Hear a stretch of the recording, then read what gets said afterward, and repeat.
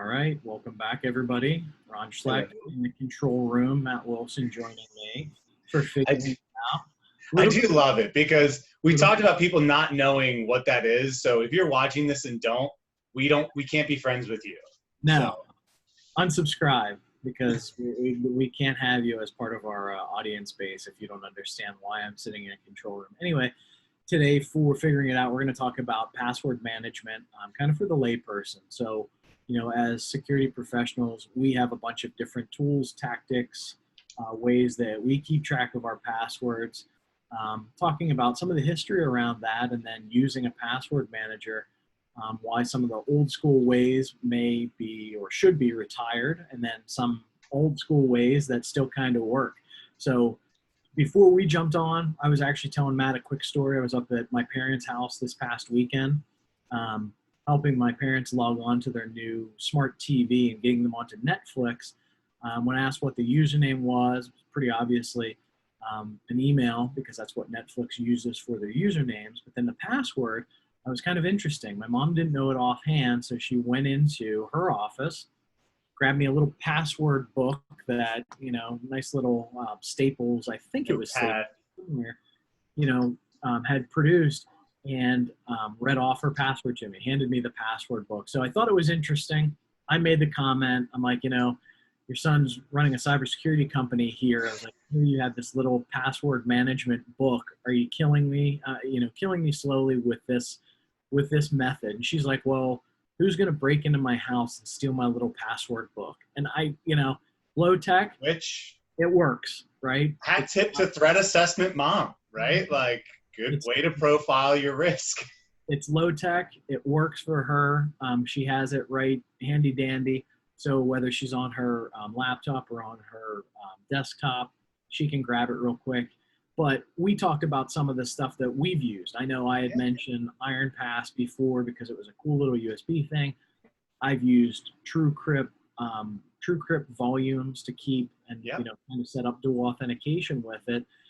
And I think everybody at some point has run into the password protected Excel spreadsheet. But what's out there now, and what are people using, or what do you suggest that people use? Yeah, and I think the key here is this is what I'll call them normies can use, right? Because the enterprise is a bit different, right? And this is why I think a couple things real quick on related to your mom's situation.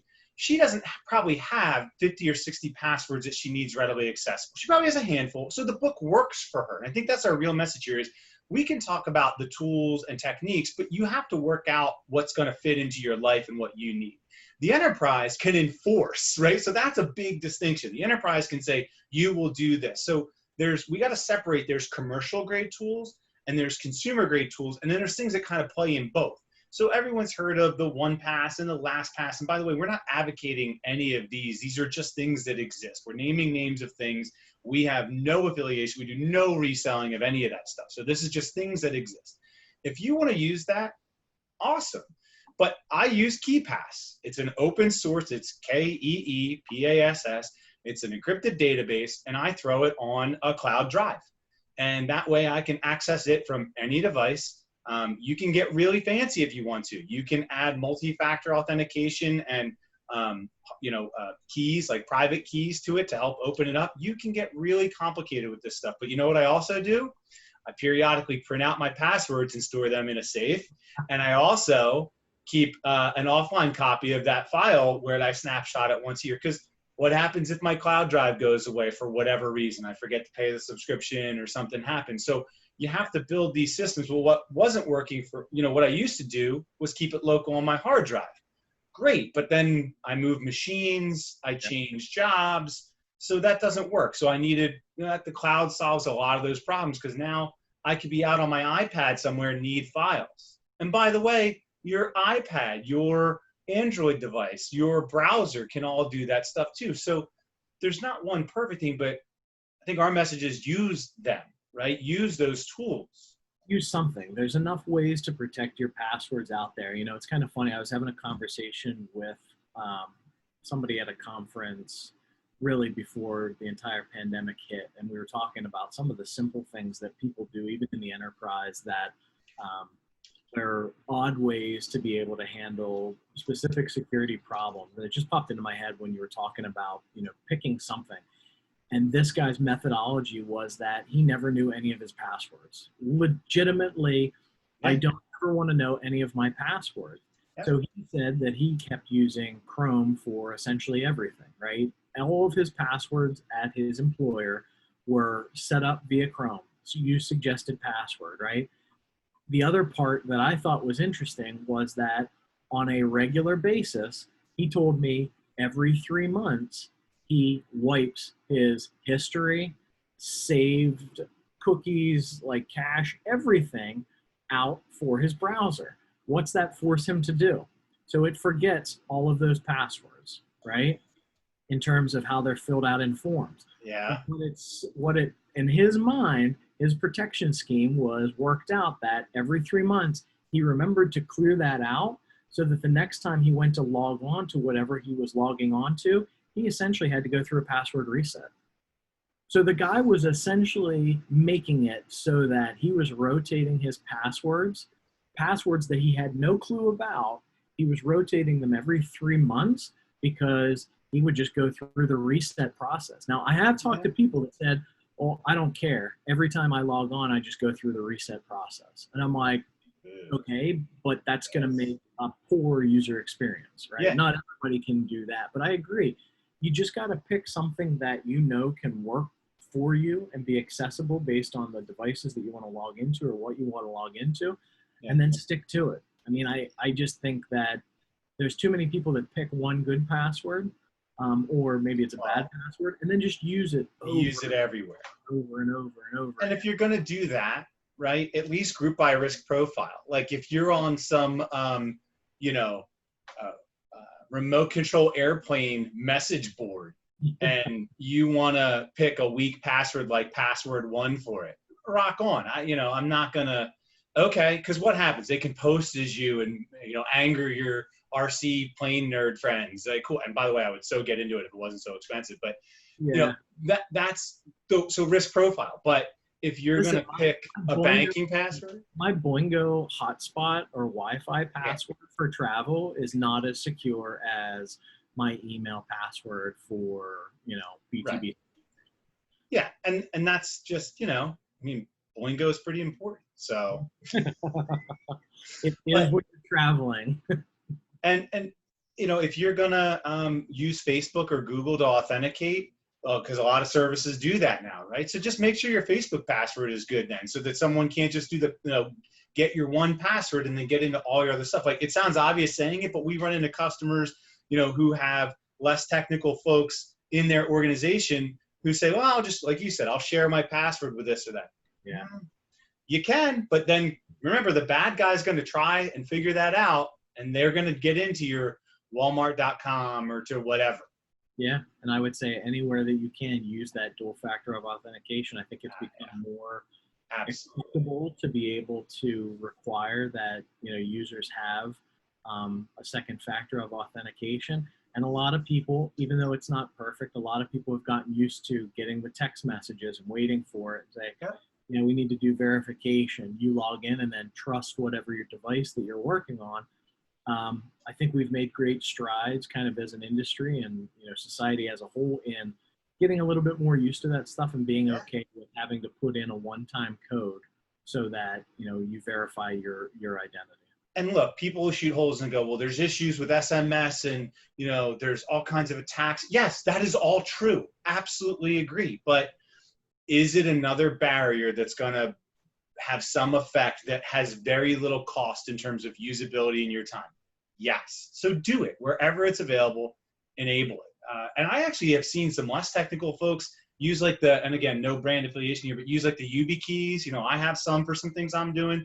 They're all they're cheap. They're, 40, 20, 30, 40, 50 bucks, depending on how cool you want to do it. And you can use that as your second factor. And there's a lot of things that integrate with that stuff now, but back to password management, there's open source tools like KeePass.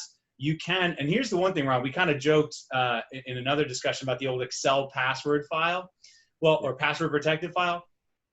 you can do that. And Excel actually uses real encryption these days. Back in the day, it didn't. And I'm not advocating for that per se, but as long as you encrypt the file, there is some actual level of protection that you're getting there. It's not how I do it. I don't think that scales well, but you could.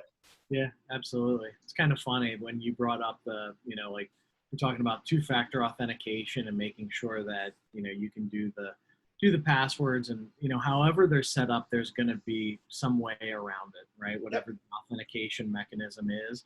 And it kind of made me think of that scene in Superman 3 where Richard Pryor's stretching out because you have to turn both keys at the same time. And he's turning one with his foot and the other one with his hand. It's the same thing, right? Right. There's, that mechanism was put in place so that two people have to switch the keys. Dual control. Yeah, to be able to have control. Meanwhile, there's ways around it, right? Mm-hmm. We're gonna use that more in a presentation. Superman 3 reference. Well, Everybody hates Superman 3. I'm gonna reference it. One thing that we must do that's, I think, we talked about password management, which is the focus of this, but we'd be remiss if we didn't use this. So we have to talk about XKCD and the importance of, is that coming up right for you? Yeah. Right. Okay. So password selection, right? And this is what people do to themselves all the time. And if you're going to use a password manager, you can get away with some really wacky stuff. You can have it generate things for you, and that's all well and good. Again, your browser can do it, Chrome, Safari, Firefox, they all have this built in. Password managers like KeePass and OnePass and all that stuff, they all have it. But if you want to get old, still remember things, this is still good advice. And I couldn't tell you how old this is, but I remember when I saw that. I've used this in so much security awareness stuff over the years, I figured we'd be remiss to not talk about it at all. And if you don't know what XKCD is, go spend some time. You will laugh if you're at all a nerd.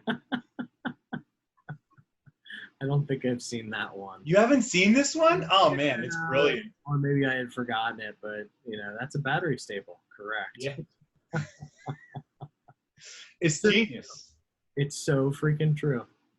So I apply this in my life. I happen to have my own little mnemonics that I do. And the only thing I'll say without revealing too much is I get things wrong intentionally in the way I form my passwords. So that's one of my strategies. And there's actually a lack of consistency that makes me consistent. And in my wacky brain, it all works out. Yeah. Yeah. I allow for the quote unquote randomness of generation at very long lengths. And I still claim to not know any of my passwords. I will keep it that way from now until something drastic changes, but I don't know any of my passwords. Good. I'm all hidden from my brain, yeah. All right. Well, I think we laid out some good information. Hopefully folks found that useful. Hopefully you're running out right now and downloading or using one of the tools that we mentioned. And you can just Google around for, there's some articles that just when I was making sure because we see enterprise stuff a lot, I wanted to make sure I was bringing up consumer. There are other options for consumer, but you shouldn't have to pay for this is the point. You shouldn't have to spend a lot of time or effort figuring it out. We did that for you. We have figured it out once again. All right. Thanks, Matt. Appreciate it as always. And what are we hitting on next week? Oh man, we didn't set that yet. I'm terrible. I meant to do that this morning. So big pregnant pause here while we decide. To be continued. To be continued. All right. Thanks. Thank you.